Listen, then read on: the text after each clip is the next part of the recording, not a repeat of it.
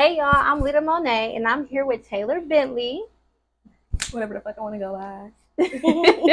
We are here about to do her mental health check-in today, chop it up about things that people normally don't talk about, and just go back and back with the flow. You feel me? Okay, I'm with it. So to break the ice, I like to ask my guests what would they rate their mental health from 1 to 10, 1 being the worst, 10 being the best. As of right now, just today, I would say I am. You said one being the best, 1 being the worst. one being the worst. I'll say I'm about a 6, Okay. 6.5. Yeah, about 6.5. I'm smooth. I'm still trying to get back to myself. Okay. Yeah, usually I vibrate at a much higher space mentally. Okay. Yeah. So you're just not feeling yourself right now. Yeah, it's been a lot going on, just transitioning, shit like that. Motherhood. Yeah. Life and motherhood is different now, you know, because I've been used to being by myself for so long. So yeah. So what's the main components of this 6? The main components of the 6 really is the fact that I wake up every day. That's one of the main things. Like that probably brings it up to a 4. Okay. The fact that I wake up, I got a roof over my head, you know, like I'm very blessed. So that right there puts me in a real peaceful state mentally. And then also her, like just Emery, my daughter, just watching her grow and shit like that. It brings me a lot of joy. It brings me a lot of purpose that I feel maybe that I search for in other areas that now I find in her. Okay. Yeah. If no one tells you today, you're doing great. Thank you. Thank you. To jump into our first question, okay. Has there ever been a time where you felt like a burden? Hell yeah. Honestly, I feel like a burden majority of the time, which is why I feel like I'm so self-sufficient. I feel like I lean towards independence because I feel like, you know, the shit that I ask for or I need or I may want assistance with just maybe too much for somebody else that also living life. Yeah. So, yeah, I feel like a burden majority of the time. Okay. So does that impact your willingness to ask for help most of the time? For sure. I don't like what comes with asking. I'm not necessarily afraid of no's or anything of that nature. Yeah. But I am. I feel like I treat people how I want to be treated. So if you could ask me for something and I could do it for you willingly, and it's not the same in return, or it's not reciprocated, it'll steer me away. So with that being kind of like an underline, for I guess that feeling, I just don't. Okay. So you are a new mom. Yeah. How was postpartum for you? Oh, crazy. Are you still in postpartum? Yes, I actually, my daughter is 6 months now, and I just started experiencing like actually being able to identify postpartum. I say in the past 30 to 60 days, like it's been hitting me way harder. Like I said, on top of like life, I've never really been an emotional person.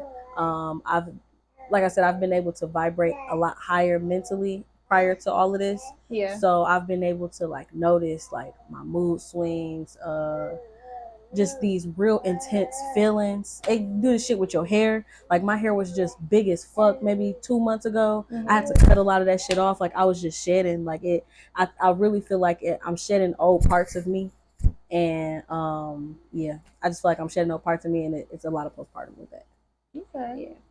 How do you come back to yourself when you feel these high emotions? Well, I have to realize that who I was before, I am no longer. So I guess I get more.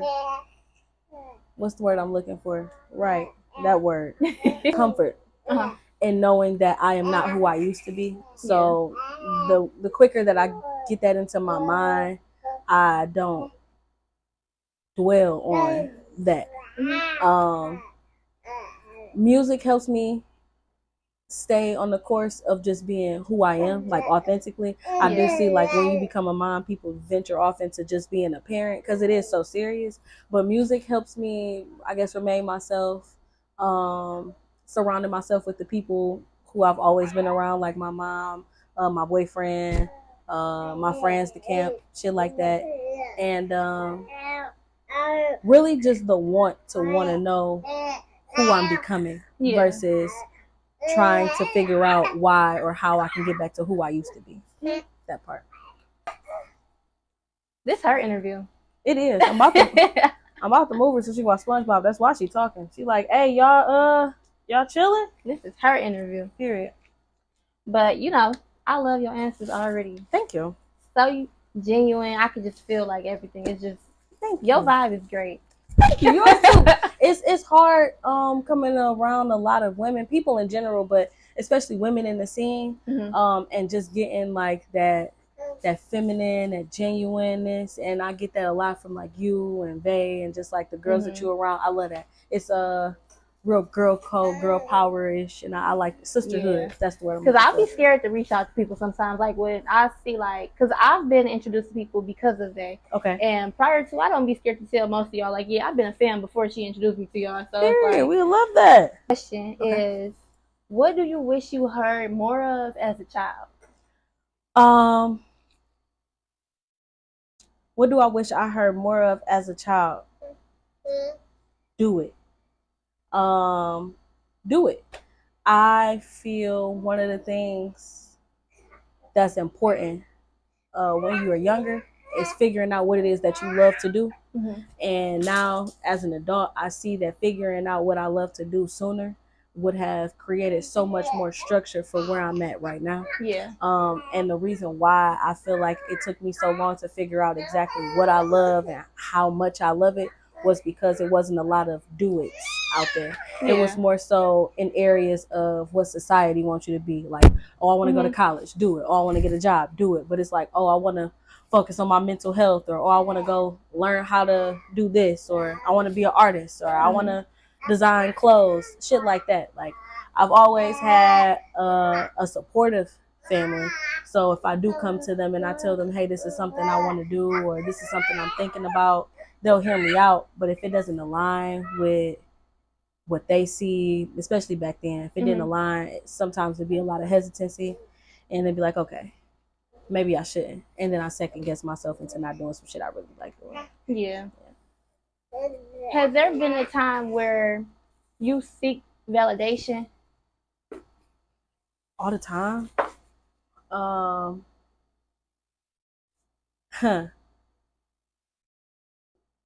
Validation is like a love language for me. So I feel like that's something I always sought out.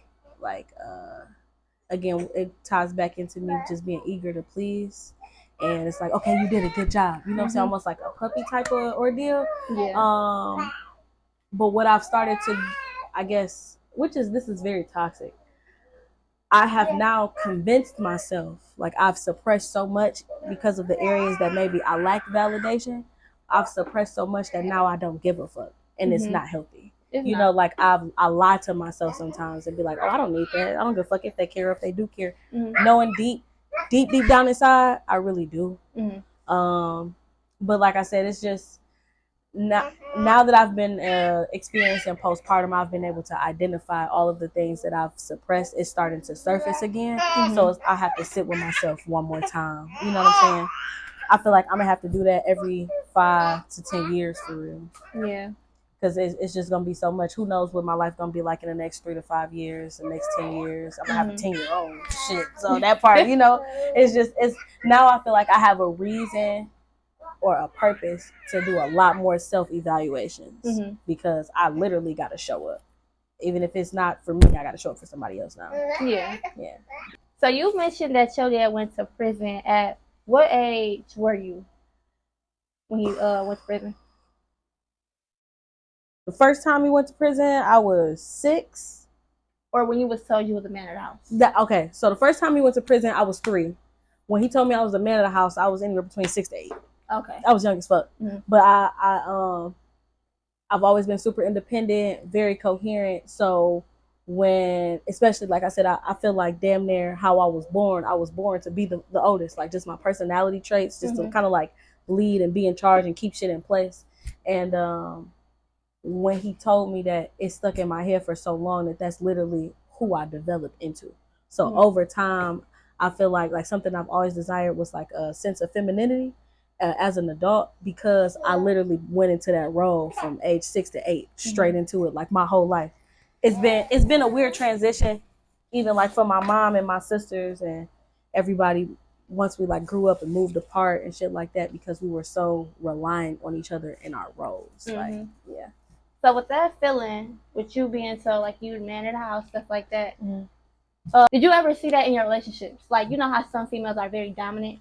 Did you see that in your relationships where you felt like you were more to the table than he was? Or for sure. I had one boyfriend prior to the relationship that I've been in for 5 years now, my child's father. I had one boyfriend at 16, and after that I never dated again.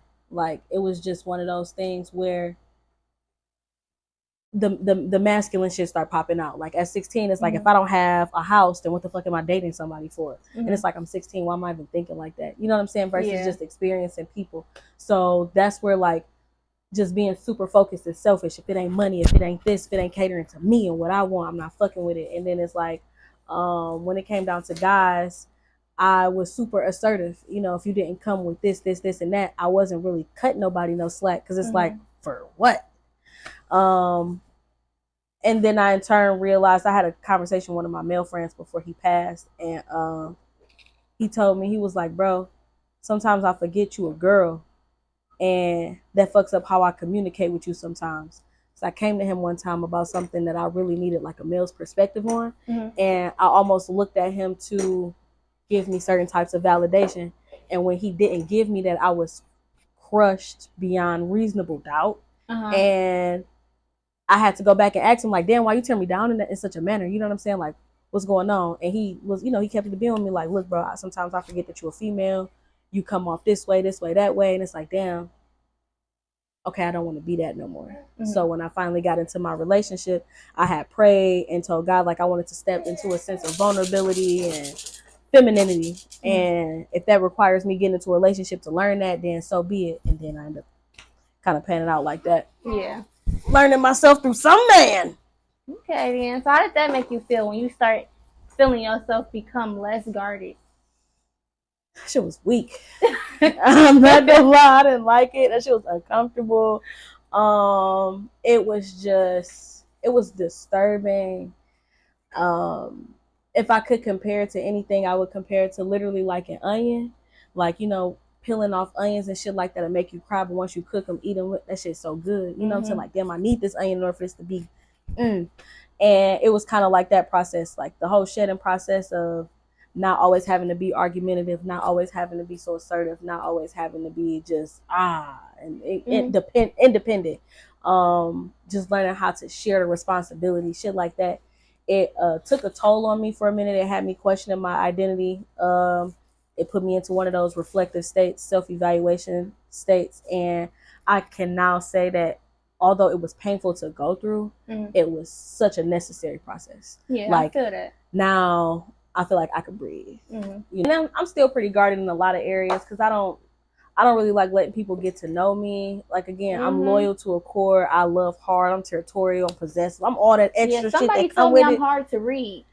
That's good. That's a good thing to me. I thought it was good too. He was just like, I don't even know how to ask you questions or talk to you because I can't read you. And I was just like, I feel like when people say shit like that, that's projecting. You looking for somebody to coddle you or show up for you in an area where it may not be me. I'm not your mom, sister, girlfriend. I don't know you. So how am I hard to read if you're not opening up a book? You feel what I'm saying? Like, unless we playing poker, like a poker face is always good. You know what I'm saying? Like, if there's no reason for me to be an open book with you, my book is not open. You're going to have to come over to this bitch and pick it up, read it, dust it off, whatever. So I like when people tell me shit like, oh, you hard to read. Good, nigga. Do you like books? Because if you like it's a book to read. Like, I'm here to speak to. But yeah, no, I think that's a good trait. I like that about you. Like, I like that you don't know. I have to go off of your energy in that moment. You know what I'm saying? Like, I have to go out my way to get to know you, because who wants to just be given to everybody when you don't know what people's intentions are? So I feel it. Shit like that don't offend me. I just know how to take it. Nobody has ever told me that. So I was just like, okay. Yeah. And I just let it sit and let it rest. I just didn't respond after that. Like, period. It's okay. Say, obviously, I'm not your kind of book. Okay. So to keep it like going, because this conversation going, I know I ain't gonna lie. Period. So since you do have a daughter, I was just thinking, like, what would you tell your daughter more that you didn't get told? Oh, the one part, do it. You know what I'm saying? Like, find out what it is that she loves. I want to watch her explore herself. Don't be afraid to do anything. Fear is not a bad thing, but don't get consumed in it, because some of the most courageous, bravest people is stemmed from fear. You know what I'm saying? So no means nothing. You know, there's a lot of yeses out here. Those are things that I would let her know. Like, I want to groom her to be the best adult she's going to be, because she's going to be an adult longer than she's going to be a child. So I don't want to strip her from her childhood or her childlikeness, her pureness, her innocence, but I do want to get her mind trained for what this shit really is. Because now that we're actually in it and you get the opportunity to bring somebody up and do and correct things that you feel like you could have corrected in your life, for sure, those are things that I would want to do. Because I don't come from a bad background. You feel me? Like, I wasn't poor, no shit like that. Like, even my struggles seem seamless. You know what I'm saying? Like, it was almost like it's just a part of my story. Yeah. And my mom was just really big on being independent, having your own shit. Don't go without. Don't have this. Don't have, don't rely on nobody to do ... And that's helped me so much. It's also hindered me in other areas, though. Yeah. So I want to make sure that I apply that to her. Hey, you got to make sure you stable. You got to make sure you on your shit. You also got to feed your heart. And if your heart is going to paint, you need to find some time to go fucking paint. You know, if making money is what you like, then we're going to teach you how to go work. If working for somebody is what you like, then let's go do that. Yeah, I really want, just tell her to do it. Just, okay, you want to do it. That's what it is. We're Nike around here. That's all I'm gonna teach her, for real. I feel like that's the biggest problem with our community. We project so much of our past traumas onto our future generations that we hinder them from really getting us out of a dump, you know? And I really like what my generation and forward is doing. Everybody's entrepreneurs. Everybody's going out their way to want to learn themselves. They want to learn the world, learn other people. And yeah, I want to make sure she's a part of that. And she will be. For sure. I ain't got no choice. Really ain't got no choice unless she tell me, like, I don't want to do none of this shit. And I'm going to be like, damn, well, go get you a job at McDonald's then. Oh. She got quiet at that part. No, for real. She like, shit, Mc what? We don't even eat that. We don't even eat no Mc nothing. What do you feel like you need to forgive right now? Who do I need to forgive? I need to forgive my parents. I need to forgive myself. I need to forgive my parents because a lot of their tactics and ways that they showed up was in the manner that they knew, and it wasn't what I required. So although they felt like they were doing what was right, they didn't ask me shit, and it didn't pan out in the way that they would have expected it to, or I feel like maybe their intentions were. And then forgive myself because I've stood in my own way knowingly for a long time, for no reason, like just to have an excuse to, like just to have a reason not to, just to have a finger to point. And it felt good. It felt good to point a finger somewhere. You know what I'm saying? Regardless if it's 3 pointing back at me, it most definitely felt good to point a finger. So I have to forgive myself for doing that. And although I do have time, I ain't got no fucking time to be playing around like that. You know, so yeah. You said you point the finger a lot. Why do you think you do that? Or why did you think you did that? I guess it just feel good. It feel good to not be to blame. I don't like. It feel good to be the victim sometimes. Like sometimes niggas go through so much, you find one thing that is like, oh, but that, and it's like, you know, that the comfort in delusion, really, because even still, now that I think about it, the shit that I've went out my way to just, I guess, to make a thing or to point a finger for, ain't shit happen still. You know what I'm saying? I've been a victim or feeling like a victim all this time for not shit to change. You know what I'm saying? So, yeah. Tomato. Tomato. It's not it. Have you ever dealt with mental health issues? Hell yeah. I'm very spiritual. When I first realized that I had like abandonment issues, daddy issues, just fucking issues, I sat with myself. I was like 18 or 19 in my mom's basement, and I just really got with myself. Like, okay, boom. Then when I was 21, I caught a charge. I was on probation, and my mental health was fucked. So I started going to school. And that right there kind of helped me suppress, not really pay attention to.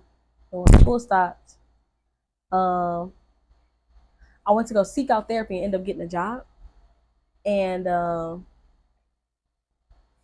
that's when I realized, so at the job, that's what I was telling you. So at the job, the behavioral health place, they won't allow you to use any of the therapists that's at the building. So I would have to go somewhere else, and it was too far. So one of the therapists gave me this book. It's a dialectical behavioral therapy skills book, and it gives you like prompts on like what you should ask yourself. So I literally went through all of this 2021, like negative judgment, and I feel like, this probably might be something you want to look at. Mindfulness skills, what are they? Shit like that. So I really went through a self-help ordeal when it came down to my mental health stuff. And I love that they gave you that book. No, for sure. I don't think she was supposed to give it to me either. Like, this ain't some shit that I could really buy. No. So, yeah, if you ever, I got you. But yeah, that's my mental health issues was just me identifying that I had a lot of voids that I needed to feel, a lot of forgiving of myself and other people. Yeah. What emotion did you suppress the most?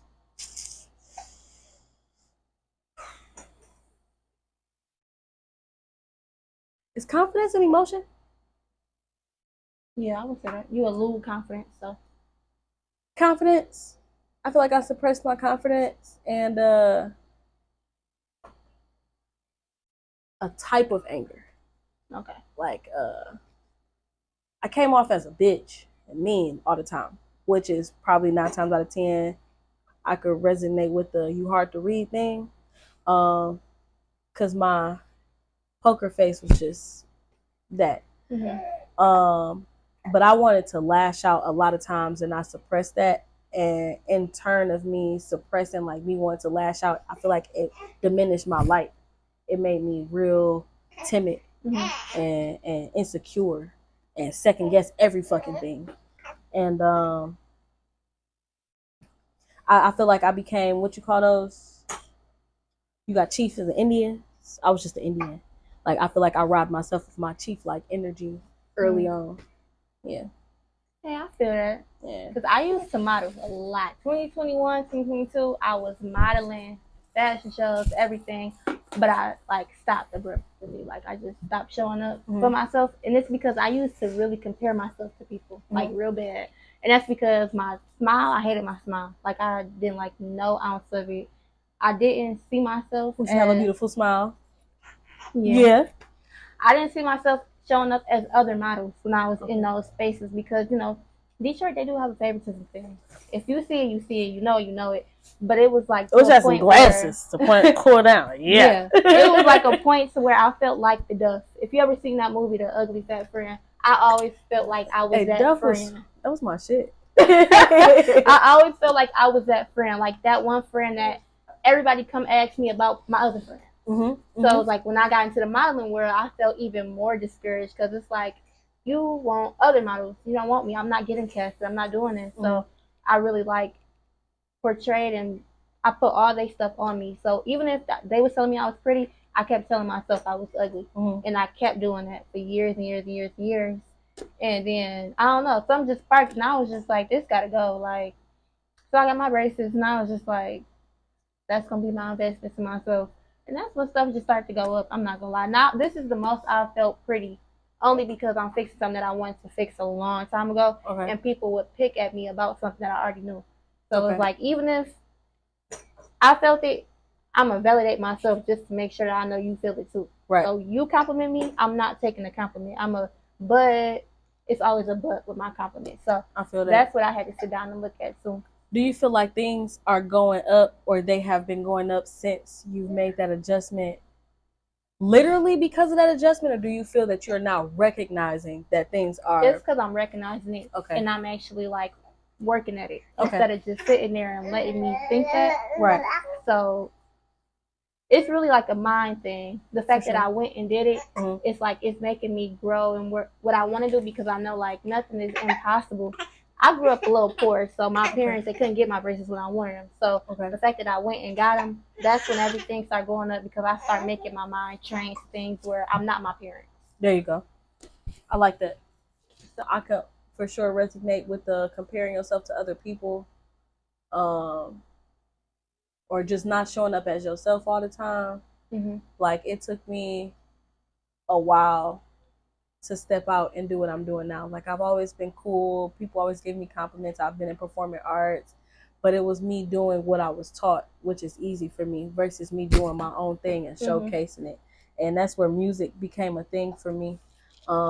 When I got my confidence for real, and then like I also didn't like being dark skinned. A lot of my family is light. My mom light. My grandma light, auntie light, my sister was lighter. Same. You feel me? Same. So my sister, I remember my sister called me darky for the first time we was arguing, and that just was like, man, was there like so much like. He was calling me I was so resentful with my sister just because one of my sisters, she is like brown caramel like me, but my other one, she is light skinned like my mom. My mama looks white. Okay. So like I feel like my sister did that when I was younger, because I'm the youngest one. Okay, I'm the youngest, so I'm gonna get taunted. Yeah, so that's for sure. That's what they use. You got a target on you for sure, just in general, for being the baby. Yeah.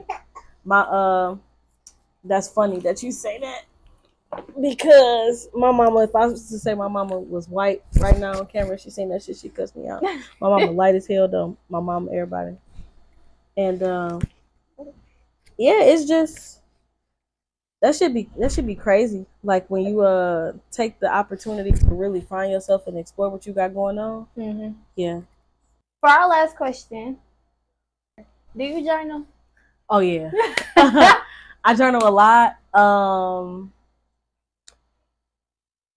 It's many aspects of me, and I have to put it somewhere, and then I'm really big on identifying. Like, I got books that's just about my thoughts, books that's just about my traveling. Like, whenever I get on a plane, I've had this book since 2017, and anytime I get on the plane, I take this book with me and I jot something down on it, how I'm feeling, where I'm going, what I'm looking forward to when I get there.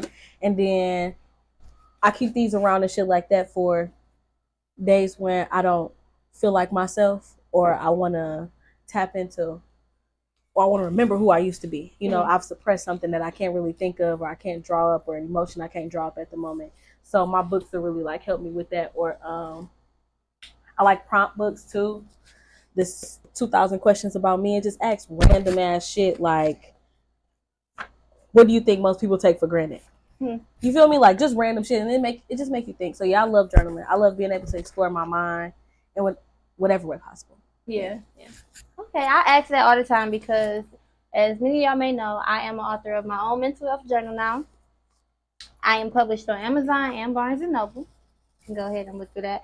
But I started doing the journals because, and like I mentioned, my ex-boyfriend died when I was going into college. Okay. So that's when he was 17, I was 18. Okay. So I started to journal, but I didn't know how to journal. Okay. So I didn't want to accept the fact that I didn't have a boyfriend anymore. Okay. So when I would journal, I would cry. So I would close the journal and not do it no more. I like this. I would hate journaling because it means I'm accepting it now. Yes. So that journal, my first journal, was absolutely terrible. Like, ripped up pages, teardrops everywhere. Okay. Just angry. And I was on the verge of dropping out of school. Okay. I went, did my application to drop out, and the dean and the students affairs person like ripped it up. Like, they told me I can't drop out, which I'm super happy they did that. Like, yes. To this day, because thank you to them. Right. Love that for me. I got on the dean's list. Like, yes. After all of that, I just really had to channel all of my emotions of how I felt about my ex-boyfriend dying into what I wanted to be in the further years. Okay. So where I'm at now. Okay. Like, I was on the verge of damn near going insane. Like, I haven't told nobody. Like, I told my sister, and she kind of like cussed me out. But I planned my funeral in my journal. Okay. I planned everybody I wanted in it. I planned my songs. I planned church. I planned with cemetery. Damn, I could cry right now. That's crazy. I planned everything that I wanted because I was not happy where I was. And it was making me so upset because I wanted to go to Oakland since I was 15 years old. Okay. So when I got into school, I got a full ride. Okay. And then I just seen all that stuff. I'm ready to just give it up because of it's not a small inconvenience. It's a really big one. It is very traumatic. I was doing it by myself and I was alone. So it was like I didn't care how I was going to see myself in the next 2 years until I sat down and watched somebody rip up my application and fuck my life up.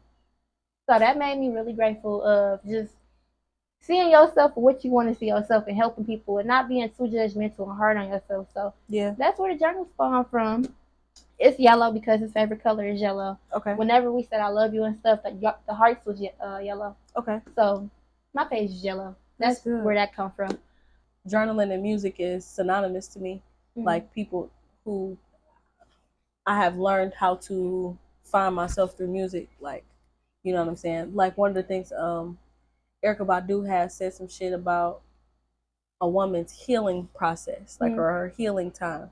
Like, who are you to tell me how long it takes for me to heal or what healing looked like for me?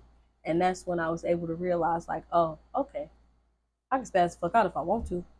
Or I could spaz the fuck out for 17 years if I like. Where is that going to get me? I don't know.